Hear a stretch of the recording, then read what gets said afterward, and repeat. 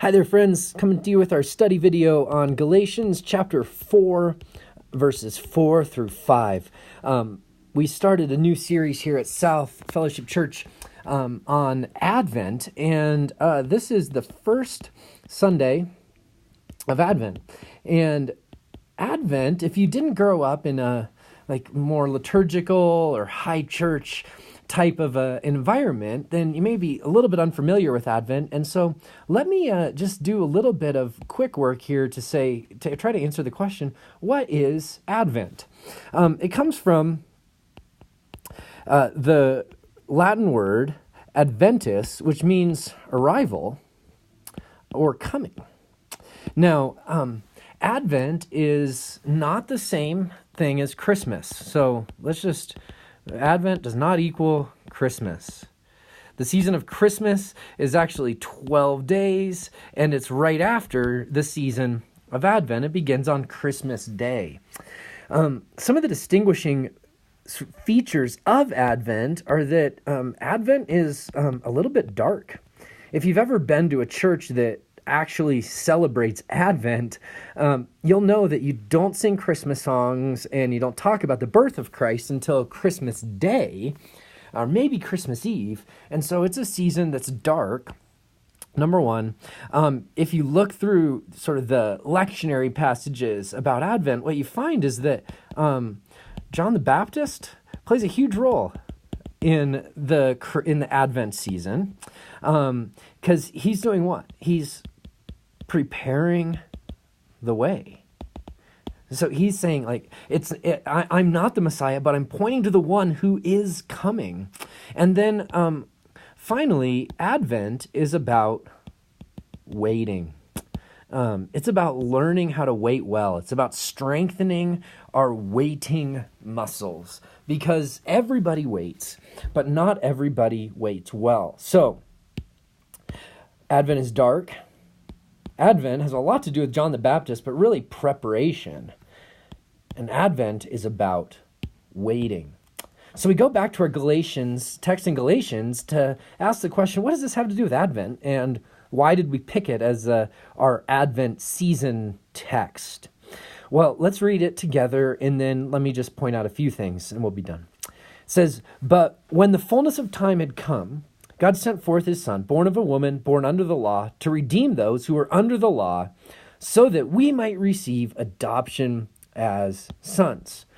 Now, there's a few things that are going on here in the first sentence that I want to point out to you. I guess it's all one sentence, but in the first verse here. He says, "But when." So, when is waiting, right? The fullness of time had come. So this is a time that wasn't full. So if we were to draw a timeline and we were to say, all right, here's the birth of Jesus, and then we move on from there, this is time that was unfull, not filled. This is time where people were waiting. People were waiting, and God was preparing. Now, so the question becomes, how long was a time not full? That's a great question. If you look at Genesis chapter 3, verse 15, we have the first mention of a Messiah who would come, about God becoming victorious over evil and over darkness. That is, let's just use ballpark figures and say, that's roughly 2,000-ish years from the time of this promise to the time of fulfillment. That's a lot of unfull time.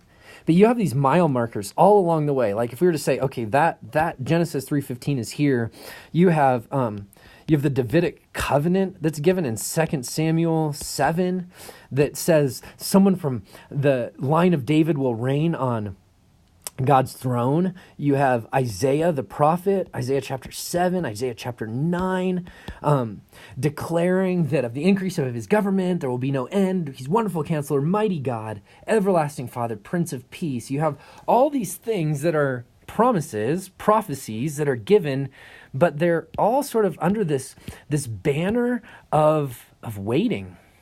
And God's preparing. The time wasn't full yet.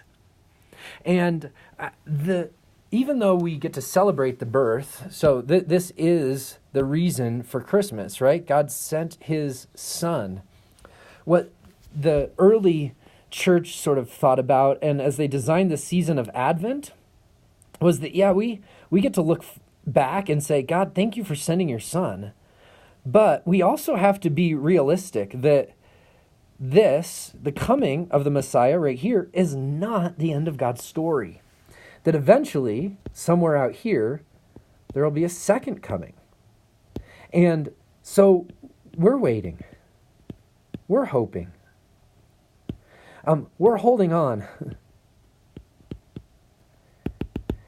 And so really, our Advent waiting is the same as theirs. We're waiting on the second coming like they were waiting on the first.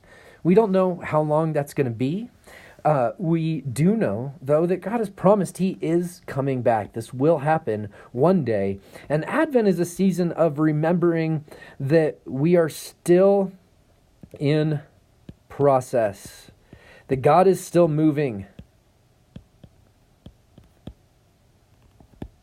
and that our lives are not completely finished yet, in the sense that there's still death and there's still disease and there's still sorrow and there's still pain. And the question is, how do we live in that type of a world? Well, that's the kind of question that Advent wants to answer. When the fullness of time had come, he sent his son. And the way that God sends his son and what he does by the Spirit in our lives is how we live well in this Advent season. So, hope that's an encouragement to you today. Next week, we're going to be talking about this idea of family. He came and that we might receive adoption as sons. That's great news. But what does it mean and what does it look like? Hope you'll join us next Sunday. God bless you as you walk together and study the scriptures. Thanks. Bye.